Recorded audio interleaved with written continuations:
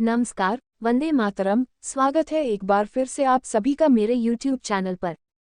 दोस्तों, इस चैनल के माध्यम से आप सभी को ईपीएस पेंशन से जुड़ी सभी तरह की 100% सटीक इन्फॉर्मेशन प्रोवाइड की जाती है।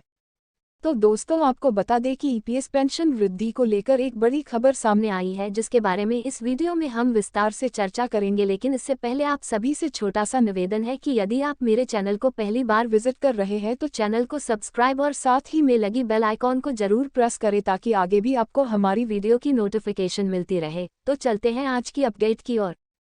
तो दोस्तों, आपको बता दें कि ईपीएफ पेंशन हाइक, पीएफ ब्याज और निकासी पर लोकसभा से आए जवाब। बीते सोमवार को लोकसभा में आंतरिक प्रश्न संख्या 2332 के तहत श्री ए. गणेश मूर्ति, श्रीमती शर्मिष्ठा सेठी, प्रो. सौगत राय और डॉक्टर एम.के. विष्णु प्रसाद जी की ओर से पूछे गए सवालों का जवाब देते हुए भारत सरकार श्रम और रोजगार मंत्रालय की ओर से राज्य मंत्री रमेश्वर तेली ने ईपीएस 95 पेंशन में वृद्धि, ईपीएफ पेंशन हाइक, पीएफ ब्याज, पीएफ इंटरेस्ट और 6 महीने से कम की नौकरी पर पीएफ निकासी को लेकर लोकसभा में किए गए निम्न सवालों के निम्न जवाब दिए हैं। ईपीएफ पेंशन हाइक, पीएफ ब्याज और पीएफ निकासी न्यूज। लोकसभा का क्या सरकार का विचार कर्मचारी भविष्य निधि ईपीएफ जमा राशियों पर ब्याज दर बढ़ाने पर पुनर्विचार करने का है, और यदि हाँ तो तत्संबंधी ब्यौरा क्या है? कर्मचारी भविष्य निधि ईपीएफ योजना 1952 के पैरा 6D(1) के उपबंधी के अनुसार कर्मचारी भविष्य निधि संगठन ईपीएफओ प्रत्येक सदस्य के खाते में ऐसी दर पर ब्याज जमा करेगा जो केंद्रीय न्यासी बोर्ड सीबीटी कर्मचारी भविष्य निधि ईपीएफ के परामर्श से केंद्र सरकार द्वारा निर्धारित की जाएगी। ईपीएफ पर ब्याज दर ईपीएफ द्वारा अपने निवेश से प्राप्त आय पर निर्भर है, और ऐसी आय केवल ईपीएफ योजना 1952 के अनुसार स्वीकृत की जाती है। वर्ष 2021-22 के लिए सीबीटी ईपीएफ ने वित्तीय वर्ष के लिए ईपीएफ पर 8.10% ब्याज दर के सिफारिश की थी, जिसे सरकार द्वारा अनुमोदित किया गया है, और यह अन्य तुलनीय योजनाओं अर्थात सामान्य भविष्य निधि 7.10%, वरिष्ठ नागरिक बचत योजना 7.40%, सुकन्या समृद्धि खाता योजना 7.60% की तुलना में अधिक है। वर्ष 2021-2022 के लिए ईपीएफ जमा पर स्वीकार ब्याज दर 8.10% पर पुनर्विचार करने का कोई प्रस्ताव नहीं है।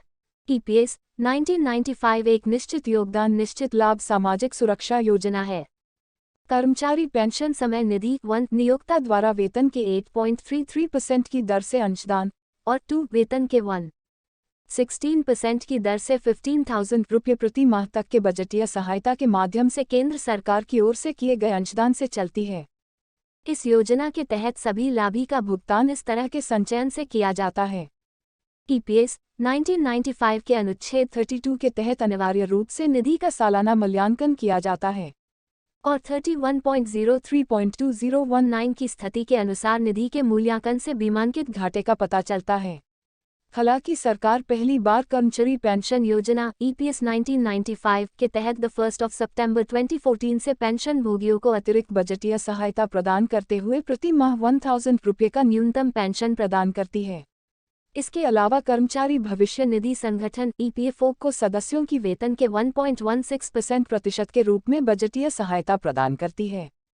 क्या सरकार के पास ईपीएफओ के लिए नई केंद्रीय पेंशन संवितरण प्रणाली आरंभ करने का कोई प्रस्ताव है, और यदि हाँ तो तत्संबंधी ब्यौरा क्या है, और ईपीएफओ में राज्यवार कितने पेंशनभोगी नामांकित हैं? जी नहीं, कर्मचारी भविष्य निधि संगठन में नामांकित पेंशनभोगियों की संख्या का राज्य, संघ राज्य व क्षेत्रवार वितरण अनुबंध पर है।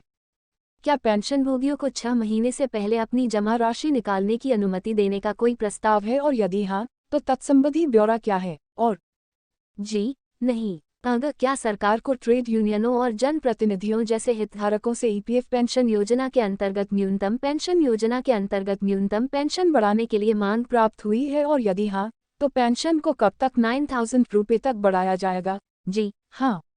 ईपीएस 1995 के तहत न्यूनतम पेंशन में वृद्धि के लिए व्यक्तियों के साथ साथ पेंशनभोगी संघों से अभ्यावेदन प्राप्त हुए हैं। ईपीएस 1995 के तहत न्यूनतम पेंशन में वृद्धि, ईपीएफ पेंशन हाइक करने का कोई प्रस्ताव नहीं है। नमस्कार, वंदे मातरम। स्वागत है एक बार फिर से आप सभी का मेरे YouTube चैनल पर। दोस्तों, इस चैनल के माध्यम से आप